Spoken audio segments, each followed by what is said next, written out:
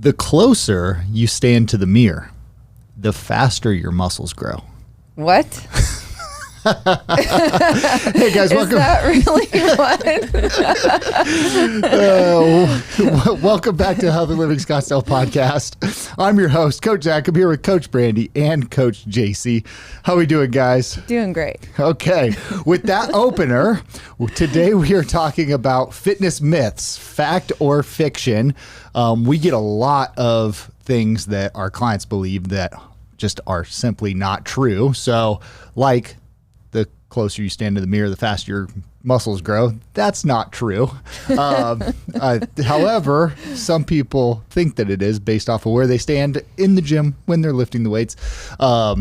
But no, we're gonna break down a bunch of fitness myths for you guys today. This is one of my favorite formats that we do. This is probably our third or fourth episode of just fitness myths. So it's super fun just to kind of go round table and just come up with bizarre things that we hear all the time, right? Yeah. So before we get into that, we want to give a little shout out to a client of the week.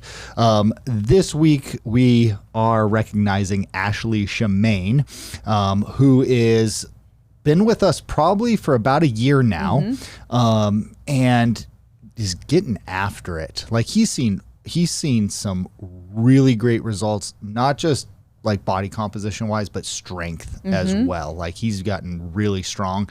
And we've got a cool picture of him that the photographer took a couple weeks ago of him doing a TRX pull up with his legs straight out in front of him and elevated off the ground, which was pretty cool. But I don't know if you have anything to say, but just keep up the good work, man. You're crushing it. Yeah, he's doing awesome. And like you said, he's just made some amazing progress, just overall strength. When he first started, he was kind of, I don't know if afraid's the right word, but kind of tentative to use a barbell. And, now he's adding more weight to the barbell, and he's just doing amazing. And he's logging his weight and just keeps going up and up and up. So great job, Ashley. Yeah, and everyone else we give a shout out to, he's got a great attitude too, and he's just super fun to train. Yeah, super personable, guy, just wants to chat with you too, but works hard as well. So anyway, shout out to him. Okay, fitness myths, fact or fiction. So I have another one. Contrary to common belief, you won't die by working out with the fan off. That's a good one. That is a good one. If you're not a member of our gym, you don't get that joke, but it is a nonstop, constant thing. It could be freezing cold, outside, inside. Our clients want the fan on. If it's off, they're think they're gonna sweat to death. Yeah. So and they figured out how to turn it on themselves. They found too, if it's not the on. secret switch. Yeah. But you won't die, I promise, by working out with the fan off. So that's a good one. All right, Brandy, let's go to you. You've got a page of notes here, so you've got some fitness myths that you want to touch on. Yes. So trying to think about things we have not touched on before. So one of them is the longer you work out, the more beneficial it will be, or the more you work out every day, the beneficial it'll be. Duration. Okay. Right. Yeah. And that is not the case, not always the case. You can overtrain. I think there's a point of, sort of diminishing returns where, you get to a point where your body's fatigued, and if you keep pushing it, you're going to impact your recovery. So the length of the workout is not always the best indicator of a good workout. Very good. Okay. JC, you have one? Yeah, I think people will judge how great their workout is based off how much they sweat. They're I didn't sweat that much today, so my workout, that was a waste of time. I sweated extra hard today. Oh, that was a great workout. The amount of sweat that you sweat out does not correlate to whether or not you had a beneficial workout. It's we did that episode a long time ago on perceived effort, right? How much you sweat and how high your heart rate is, or how out of breath you are in most people's mind is their perception of how good their workout was, right? And it's Maybe, but maybe not, right? It kind of just depends on like what you did in that workout. Some workouts you might not sweat if you were just like, the goal was to lift heavy weights, right? Whereas if you're working at a much faster pace and we're doing lighter weights and we're like in the endurance phase or whatever, it's like, yeah, you're going to sweat more. It just depends on like what the purpose of the workout is and the structure, right? So along those same lines is like, I have like a high heart rate means a more effective workout. So it's like, yeah, the higher your heart rate is, probably the more you're going to sweat and all that. And then if you're not sore the next day, you didn't work out hard enough. Right. That's another one, is like people judge. I think of one client we used to have, he's no longer a member here. But like he would come in and he'd be like, I wasn't very sore from my workout yesterday, so it must not have been a good one. And I'm like, and I was like, maybe you're just to the point. And I would like take it kind of as a challenge in my younger years. It hurt my ego a little bit. So I'd be like, I'm going to crush him. Right. And then I would crush him and he would like come in and then he'd be like, I was a little sore, you know, and then I would just like try to crush him again. And so it's like, eventually he got to a point where he was like conditioned enough that it wasn't making him sore at all. Right. And it's like, that didn't dictate whether he was getting a good workout in or not. It's just like his body was used to it. Right. So if your body can get used to getting crushed, which I guess I guess it can, right? All right. I have one. So hard workouts increase your cortisol, which is bad for your hormones.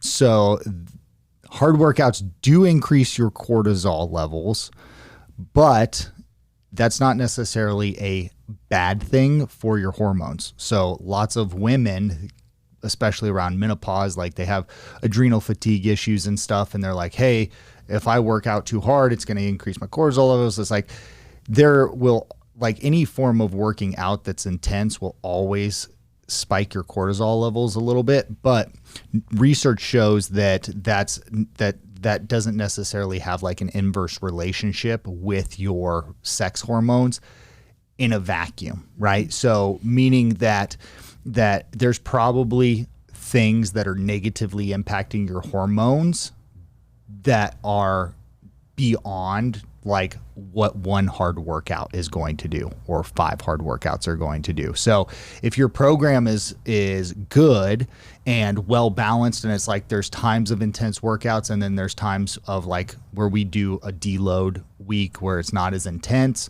right? Like as long as your program's appropriate and you're not constantly training and like overtraining, like you said, then your workout structure is not going to like negatively cause any hormone imbalances in and of itself. You're probably already having some of those from other things like eating processed foods. Go back and listen to that episode.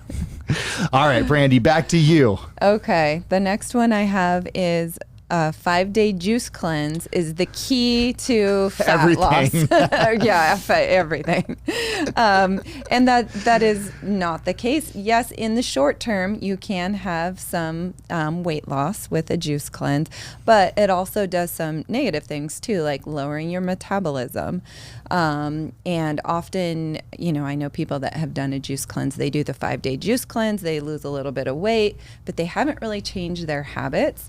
And they haven't started incorporating healthy eating habits within their routine. So then they go right back into, as soon as the juice cleanse ends, right back into those old habits that they have, and they regain that weight that they just lost over the 5 days. And so it's this constant sort of like, yo-yo process. Yeah. So they do another juice cleanse, lose the weight, gain it right back, and then, it's just wreaking havoc on your metabolism. I think that goes for like any type of diet, detox, cleanse, like anything like that. Even like a normal traditional diet is still only a short period of time. And so if they do that for 30 days, like, hey, I'm going to do this for 30 days, and then they go right back to their old ways. It's like, okay, we probably shouldn't have. Right. Probably should have started with a little bit smaller and made some gradual changes over time. Yep. Okay, JC, come on. You got like, clients have to be saying things to you all the time, and you're just like, oh, okay. Cardio kills your gains. Cardio kills your gains. Fact or fiction? That is fiction. It's not a fact. It's not a fact. So what do people say? Like, they're like, hey, if I run too much, I'm going to lose all my muscle mass. Is that? Yeah, I get questions about like, I feel like a lot of them revolve around like, can I do cardio and can I like lift in the same day? The answer depends, I guess, on like the goal of like within a session, like what is the goal of the session? If I'm like wanting to do about a cardio, but I am also here to lift heavy. Like we're in strength. We've been in strength for like 2 weeks now. Like the goal is to like lift like the maximum amount of weight, obviously using good technique for anywhere from like 5 to 6 reps. So if I'm like wanting to do cardio and that same day, well, I can do it. If I can, like, let's do it separately. But if I do it before, like, is that going to kill my gains? I would say, I think you just need to consider, I guess, like what the goal of the session is, and also like what are you doing for your cardio? Are you going on like a really long run that's going to toast your legs and then you're going to come in here and back squat or do whatever? In that case, probably not great. Are you doing like a short 30-minute bike ride and you want to do it before or after? I would say go for it. But I would say, like, for most people from a health perspective, like, you need cardio like in your routine. It is not going to kill your gains. Like there's no research supporting like any inhibiting like yes. muscle growth. I don't know why that was hard to say. Yes.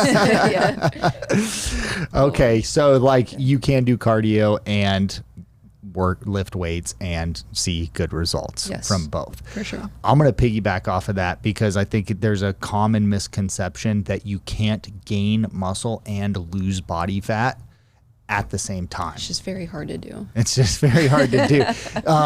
It's hard to do if your macros are not correct, right? So like if you put somebody on like the right macronutrient breakdown where they're getting adequate protein and the right amount of carbs and fats, like you can totally lose body fat and gain skeletal muscle mass at the same time. Much like if you have 50 pounds to lose or 30 pounds to lose, like you can lose that weight and gain the muscle at the exact same time, right? Little bit more challenging when we have, you have really like you don't need to lose any weight, right, but you could maybe lose 5 pounds or something. Like then it gets a little bit more challenging to gain muscle and lose body fat at the same time. But for your general person out there that's like, hey, I need to get in shape, don't think that you're going to have like this bulking phase where you're overeating to gain muscle mass and then you have to cut and then you have to like reduce all of your calories down. That would apply to somebody that's like a bodybuilder and wants to have like a composition type physique.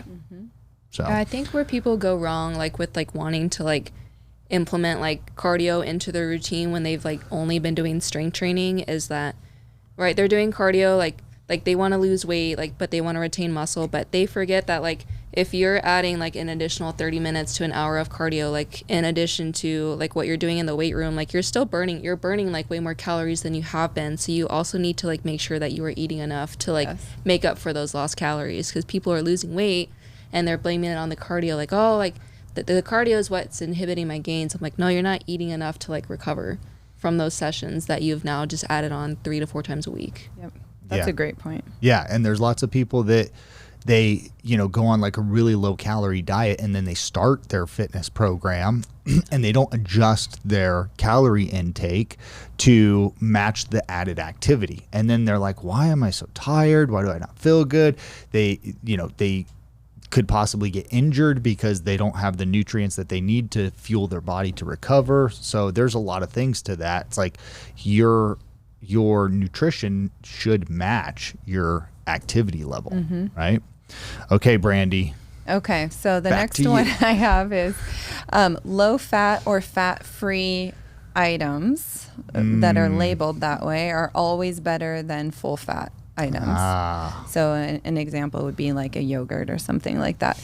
And that's not always the case. A lot of times those foods it may say low fat or no fat on the label, but then there's added sugar, added salt to make them more palatable. So those additional added things, that go into that product don't always make it a healthier option.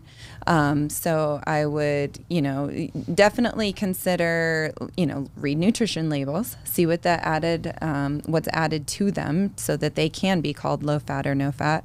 And then also, really focus on healthy fats like avocados, nuts, nut butters, things like that. And, just the naturally occurring fat in foods. What really is going to be a problem is overall calorie intake, not necessarily whether something is a low fat or no fat food item. Yeah. And like protein has 4 grams of, protein has 4 calories per gram. Carbohydrates have 4 calories per gram. Give or take, right? There's within a ballpark, and then fat is like 9 grams. Mm-hmm. So you have to consider that, like, if you're eating fat, you're taking in a lot more calories than, like, volume wise, than your proteins and carbs.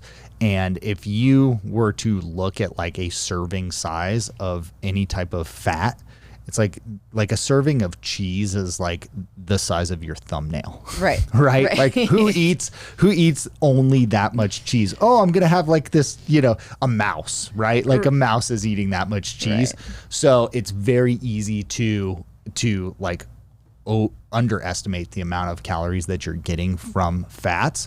But to your point, like that doesn't mean that going with like a fat-free option is going to be the solution there. Right. And oftentimes a fat-free item, they're not as satiating, so you're likely going to eat more of that product than a product that would maybe be a healthier fat or a full fat product, because that'll leave you feeling more satisfied. Love it. Okay.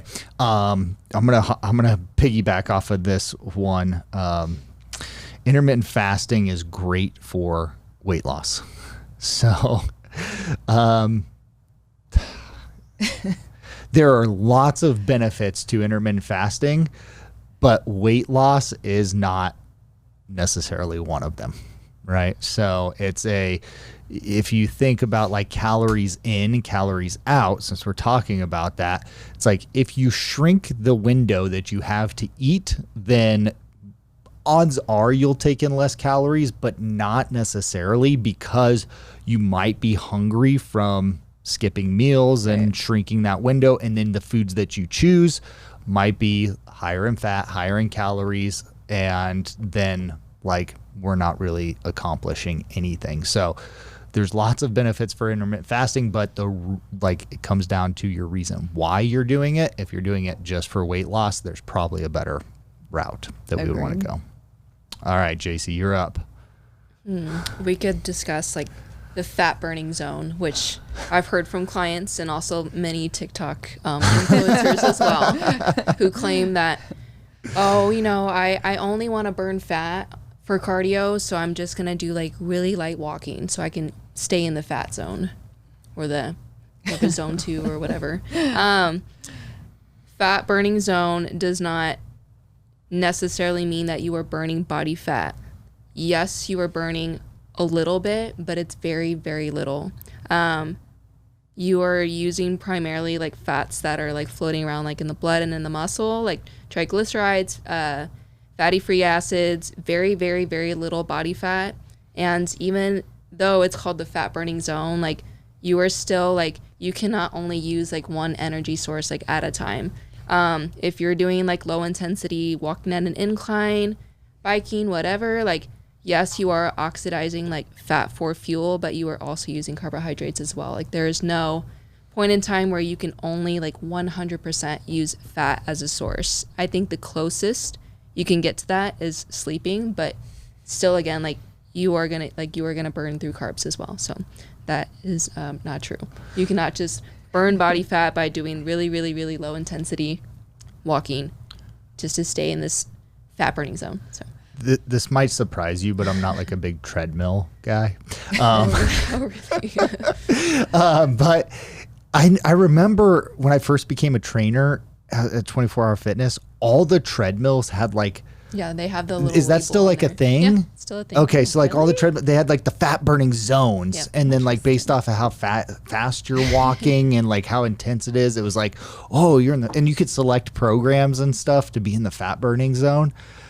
Yeah, I think some of them are based on like your heart rate. Yeah, right. So it's like, okay. Anyway, Yeah, it's still a thing. guys, like I get the numbers thing for people, right? They want some sort of measurable metric, right? But a lot of that is just like gimmicky stuff, you know? So like a fat burning zone, we did, I think maybe it was in like our last Fitness Myths, we did like the calorie counters, where we, you know, talked about like Fitness trackers. trackers that show calories burned. It's like, those things are off by like as much as 90%, right? So it drives me crazy when people are like, they look at their Apple Watch and they're like, I burned 800 calories this workout. And I'm like, no, you probably burned like 150 calories, right? And it's like, great. If that's something that motivates somebody to work out and keeps them on track, it's like, okay, awesome. Like, I'm just glad you're working out. Right. But like, if you're using that for some sort of like actual measurement metric, like if you were looking at that and then going, okay, well, I burned this many calories, so then I can eat this many calories, you're screwed. Yeah. Right? Yeah, don't do that. Like that's not going to work for you. So shy away from any of the like flashy like numbers that pop up like a fat burning zone or calorie counters or, you know, anything like that. All right, Brandy, you got any more for the people? Just one more. Okay. That eating healthy is too expensive and not worth it. Ooh, good one. Okay. So yes, buying healthy foods can cost a little bit more than like a box of cereal, but I would encourage you or whoever's listening to compare that to like the cost of eating out. The cost benefit of if you're not eating healthy foods, you know, medical expenses because you're not eating healthy, and then you develop medical conditions that then later on you're having to, you know, have doctor appointments and be on medications that can be really expensive. So the long-term impact, I think, of eating healthy or buying healthy foods really outweighs or is much more inexpensive than the cost of not eating healthy, and then, you know, what that does to your overall health in the long run and how that has an impact on the wallet. Very good. Very good. JC, you have any more? Nope. No? Okay. I have one more. Every Monday is chest day. Fact. It's fact or fiction. That's just a bodybuilder joke. You can do chest any day of the week. All right, guys, that's all we got for you this episode. We'll be back next week with more great stuff. Thank you so much for listening to the Healthy Living Scottsdale podcast. Do you have a question that you'd like for us to answer live on the podcast? If so, all you need to do is head over to the Apple Podcast app on your iPhone and do 3 simple things. First, leave us a rating and review telling me what you think of the podcast. In that review, ask anything you want related to health, fitness, or nutrition. And if you want a shout out, leave us your Instagram handle or name. That's all you have to do. Then listen to hear your questions answered live on the next Q&A episode.